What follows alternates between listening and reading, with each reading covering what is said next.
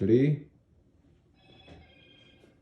Hello, my name is Stephen White. Today I'm going to present to you about two historical characters, two of my favorite people in all of American history, two heroes of colonial Philadelphia. If you ask somebody today in 2022, they probably have never heard of these two people, but they really laid the foundation of Philadelphia and Pennsylvania and even the United States of America. So today I'm going to talk about one of my first heroes is a guy named William Penn. If you come down here, I'll focus on this presentation here.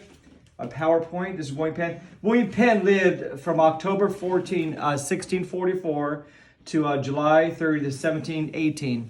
Back before the United States was born in the colonial years. What happened is back in England, King Charles II owed his dad some money. Instead of paying him money, he actually gave him the property of Pennsylvania and Delaware, and they called it Pennsylvania means Penn's Woods. That's where the name comes from. But in Philadelphia was actually created and born from the idea of this guy here, William Penn. His desire was to establish a city called Philadelphia, which means City of Brotherly Love. It's actually a Bible name in the book of Revelation. And here's some points I want to talk about William Penn. William Penn, when he came to America, let's see here. When he came to America, he didn't just steal the land from the Indians. He actually negotiated with them. He walked around the Indians without any weapons on his body. He did not take over maliciously. He negotiated with them as a business dealings with the Indians. He's the only person that did it in all of the colonial America.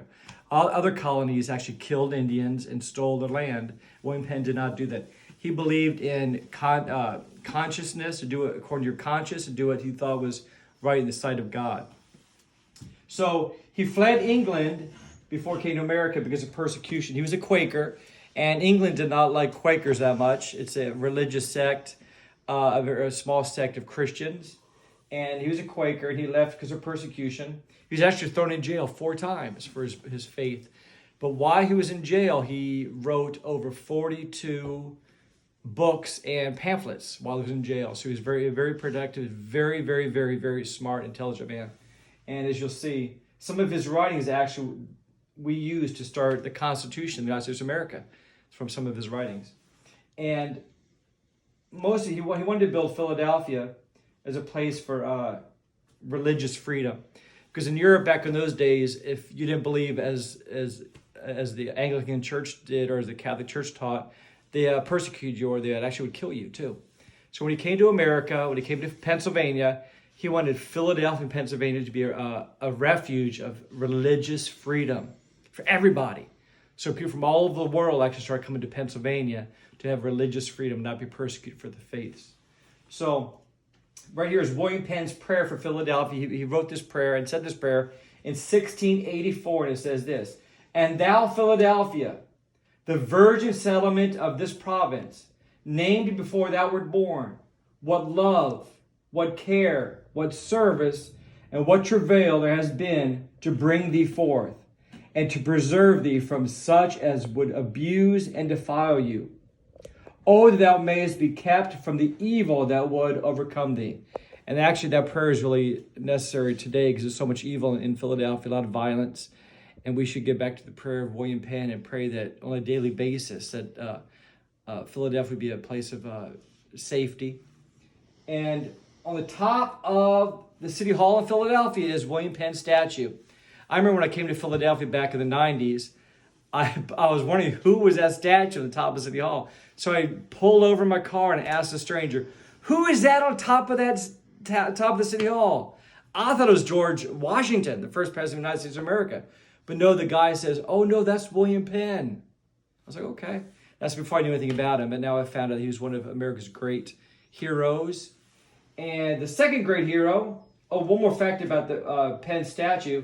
It is over 36 feet tall, and it weighs more than 53,000 pounds. That's a huge statue. The second person I want to talk about today is actually one of my biggest heroes of all time, is George Whitefield. No one probably today knows about George Whitefield. But in the colonial America, during the days of Benjamin Franklin, he was the most famous person in all 13 colonies. He was the first celebrity. He was the first actual celebrity in America, from all the way from New Hampshire all the way to Georgia. You said the name George Whitefield, every household knew that person. He came to Philadelphia when he was 25 years old, crossed from the Atlantic Ocean in Great Britain to America. He came to Philadelphia, and he led a huge spiritual revival in all 13 colonies. He started the first orphanage in America. It's in Savannah, Georgia. It's called Bethesda. He was the first one to start that. He collected money throughout the colonies to build that orphanage. And he was such a great preacher. He was actually a preacher. And Benjamin Franklin was so impressed by him, he said he could calculate 30,000 people in downtown Philadelphia outside listening to this guy, George Whitefield, speak and preach. It's pretty amazing. They say he probably spoke to about 13 million people. And on here, this picture, if you look here, focusing on these pictures here, this picture here this building was built for George Whitefield to hold all the people he could speak to. And that building became the first building at the University of Pennsylvania. So George Whitefield helped spark the beginning of the University of Pennsylvania. The first university in America is the University of Pennsylvania.